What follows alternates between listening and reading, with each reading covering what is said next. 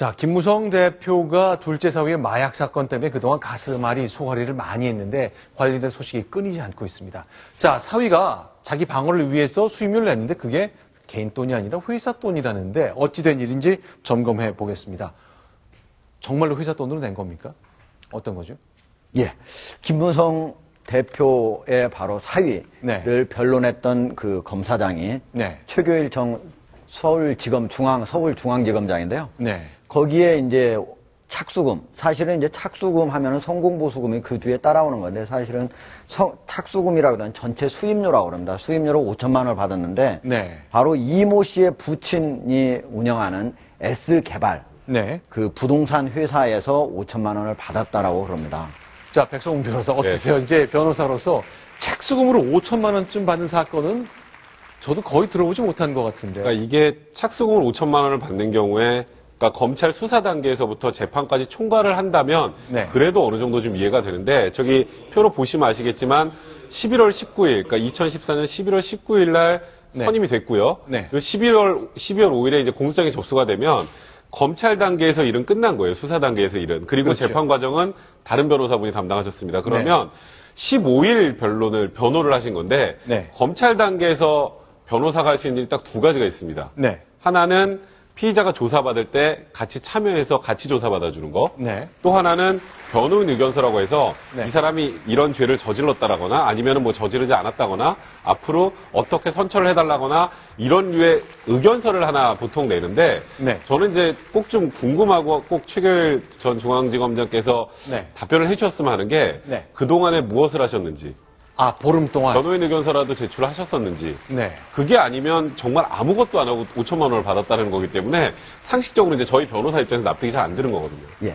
사실 이제 우리 백 변호사님 얘기해 주신 게 일반적인 그런 방식인데요. 네. 대부분의 사실 그 검찰에서 고위직을 하고 나온 분들은 이렇게 수사를 할 때 대부분 피해자에 대한 그런 변론을 다른 걸 뭐 자세히 오랫동안 한다기보다는 전화 한 통화. 네. 아니면은 뭐 다른 식으로 다른 사람을 통해서 딱 한마디 이렇게 네. 만나서 해주는 것 그 자체만으로도 엄청나게 저렇게 수천만 원 아니면 억대까지도 받습니다. 과거에 2001년에 이용우 게이트 같은 경우에 김태정 전 법무장관을 지냈죠. 네. 그분 같은 경우에는 전화 한 통화 서울중앙지검장한테 하고 바로 1억을 받았죠. 그러니까 검찰에서 고위직을 지낸 사람이 네.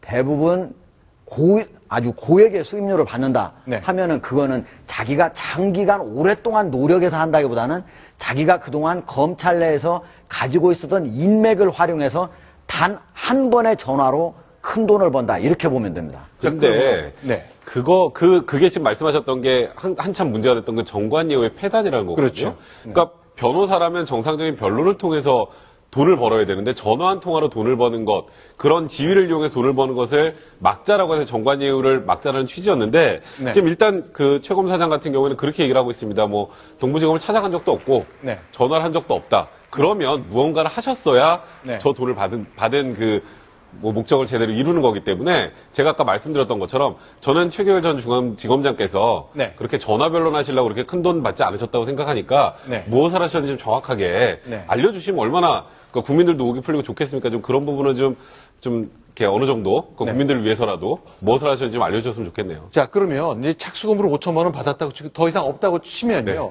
이런 경우 세금은 얼마나 냅니까? 저런 이거 경우- 등록이 다 됐으니까. 그러니까 이제 됐을 거 아니에요? 이제 최교일 검사장이 나중에 얼마를 벌었는지에 따라서 이제 세금이 결정이 될 텐데 네. 저 착수금에서 문제가 되는 건 금액도 분명히 좀 문제가 있는 것 같고요. 네. 그리고 더 중요한 건 저게 개인의 변론을 위해서 지급이 된 돈인데 그 김무성 대표의 사위의 아버지의 회사의 명의로 착수금이 지급이 됐다는 거거든요. 네. 통상적으로 저도 이제 회사 사건을 하다 보면 회사 돈으로 지급이 되는 경우가 있어요. 근데 그 경우는 뭐냐면 회사에서 받을 돈을 못 받았다거나 네. 그러니까 회사 자체의 소송에 한해서는 회사 돈으로 지급하는 게 맞는데 네. 문제는 저 회사가 무슨 마약을 판매하는 회사가 아니잖아요. 네, 네. 그러면 이거는 전혀 별개의 개인의 일이기 때문에 그 개인을 위해서 회사 돈을 만약에 사용을 한 거라면 그건 업무상 횡령죄가 됩니다. 그래서 그러니까 그 부분에 관련된 것도 확인해 볼 필요가 있는 거죠. 구속 위기에 몰린 아들을 위해서 아버지가 회사 돈으로 변호사를 샀다 그 얘기잖아요. 그러니까 아버지가 아버지 돈으로 네. 하셨으면 문제가 안 되는데 네. 회사 돈으로 사용을 했다면 법적으로 분명히 범죄가 될 수 있습니다. 그럼 앞으로 사실은 네. 검찰에서 대부분 이제 고위직들이 돈을 많이 버는 게요. 네. 하나는 뇌물 사건. 네. 뇌물 돈 많은 사람이 결국 받지 않습니까? 네, 네.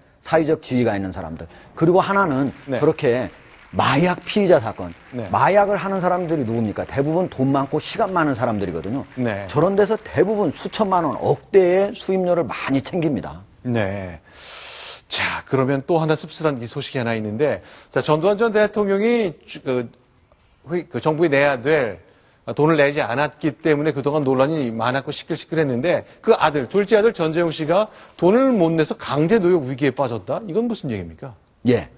전재용 씨가 그 전에 바로 전두환 전 대통령, 네. 바로 아들이지 않습니까? 둘째 아들이죠. 그래서 거기에서 약 500억, 585억 정도 되는 그런 재산을 물려받았는데요. 네. 그걸 물려받으면서 440억 정도로 신고를 했습니다. 그래서 양도소득세 60억 원 정도로 포탈을 했거든요. 네. 예.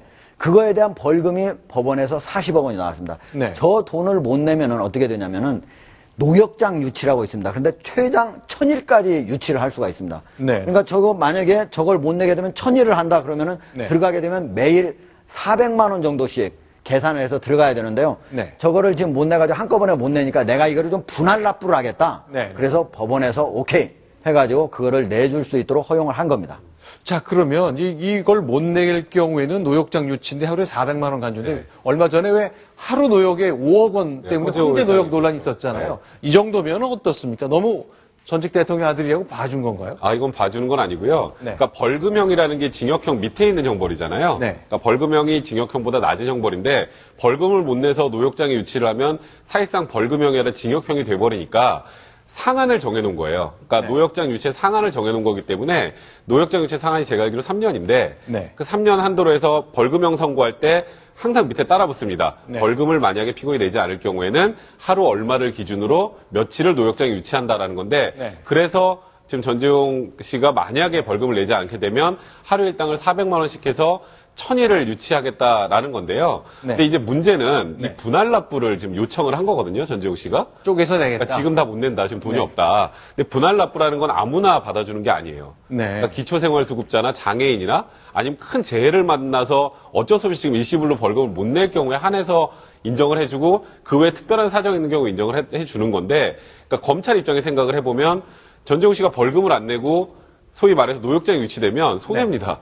벌금을 최대한 확보를 하는 게 검찰 입장에서도 바람직한 거기 때문에 네네. 일단 전재용 씨가 저는 요청을 하는 걸 검토를 하겠다라는 입장인 거죠. 자, 그럼 전두환 전 대통령이 내야 될 추징금이 좀 남아있는데 한국과 미국의 양국 법무장관이 만나서 이 문제를 좀 논의했다는데요. 예. 저희가 사진까지 공개가 돼 있죠. 예. 네. 김현웅 법무부 장관이 미국을 네. 방문을 해가지고요. 네. 원래 한국과 미국 사이에는 형사사법 공조조약이 같이 맺어져 있습니다. 그래서 네.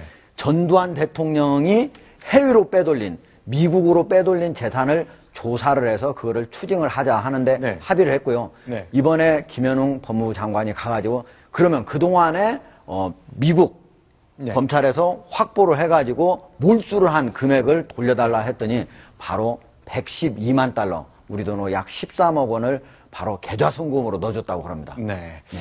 알겠습니다. 전두환 대통령의 추징금 아직 납부가 다 돼 있지 않고 아들의 돈 문제까지 잊을만 하면 전두환 대통령 일가의 돈 문제가 나오는데 빠른 처리가 필요한 것 아닌가 싶습니다.